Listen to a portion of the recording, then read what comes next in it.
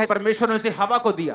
बाकी सारे जानवरों को परमेश्वर ने आदम के पास मैच करने की कोशिश की, कोई मैच नहीं किया, लेकिन हवा उसके साथ मैच हुई। अगर आप देखें तो मोस्टली जोक्स, मोस्टली ये चीजें इसलिए गढ़ी जाती हैं ताकि हस्बैंड और वाइफ का जो रिलेशनशिप है वो कभी भी स्ट्रांग ना हो।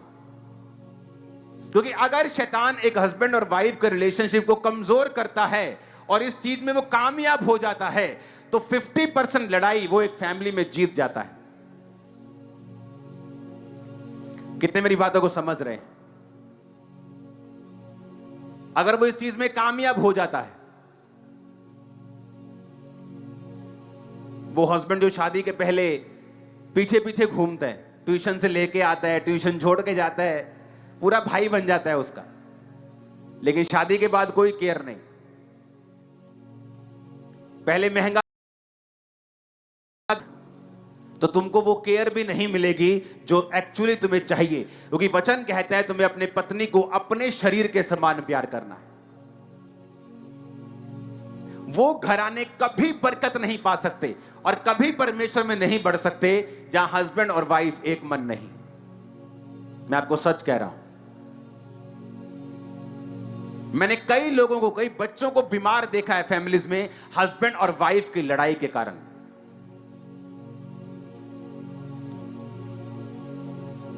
इसीलिए आप देखते हैं इंटरनेट पे बहुत से जोक्स आपको मिलेंगे हस्बैंड और वाइफ के रिगार्डिंग। क्यों? क्योंकि शैतान इस रिलेशनशिप को, जो सबसे स्ट्रांग है, इसे वीक करके आपकी लाइफ को वो वीक और कमजोर करना चाहता है। हालेलुया। आप समझ रहे कि नहीं? जब एक पास्टर सेवकाई में मेरा कोई सन उठता है, मेंटरशिप के नीचे होता है, तो उनको पहली काउंसलिंग में क्या देता हूं, अगर वो हस्बैंड वाइफ है तो आपस में समय व्यतीत करना मत छोड़ना। जो चीजें हैं उन्हें बोलकर हल करना। कोई मिसअंडरस्टैंडिंग है, कुछ भी है, उसे दिल में नहीं रखना, बोलकर खत्म करना है। उस इशू को, उस मसले को सॉल्व करना है, ताकि शैतान इस चीज का फायदा तुम्हारी लाइफ में ना उठाए। कितने मेरी बात को समझ रहे हैं? आप इंटरनेट अभी भी घर जाके खोलोगे ना, फेसबुक, आप देखोगे तो आपको बहुत से जोक्स मिलेंगे हस्बैंड वाइफ के ऊपर।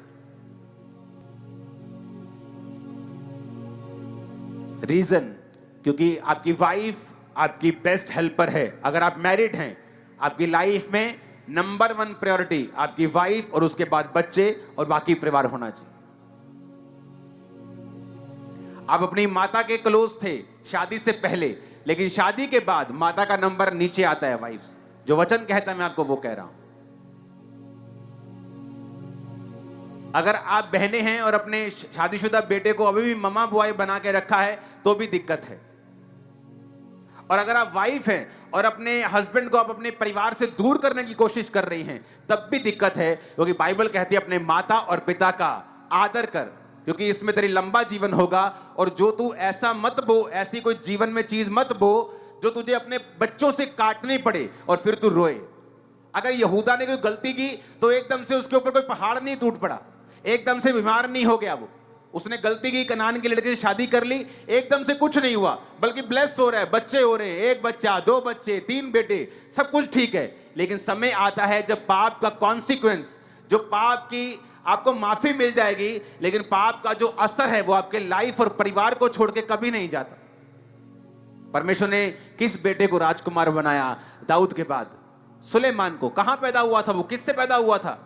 उसी लड़की से जिसने उससे व्यभिचार किया, हित्ती उरिया की पत्नी बेतशेबा। तो क्यों परमेश्वर ने ऐसा किया? परमेश्वर ने एक तो उसको सजा दी, उसका दाऊद का बड़ा बेटा मारा गया, उसके बाद एक और बेटा मारा गया। यह सजा थी हित्ती उरिया को मरवाने की, तलवार चलाने की। फिर जो बेटा उसका बेतशेबा का पैदा हुआ पहला, वो मर गया, ये सजा थी उसके साथ व्यभिचार करने की। लेकिन परमेश्वर ये भी दिखाता है कि वो सिर्फ सजा ही नहीं देता, बल्कि आपकी लाइफ को रिस्टोर भी करता है और पाप करके भूल, वो जो आपने किया वो भूल भी जाता है। इसलिए परमेश्वर ने उसके बच्चे को, बेतशेबा के बेटे को, सुलेमान को राजा भी बनाया।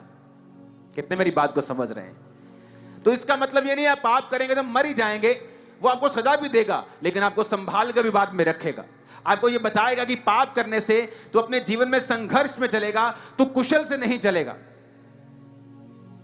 अगर तू पाप से दूर रहेगा तो तू कुशल से चलेगा, तू कुशल से बाइबल कहती है टिका रहेगा, तेरी उम्र को मैं बढ़ाऊंगा, तेरा वंश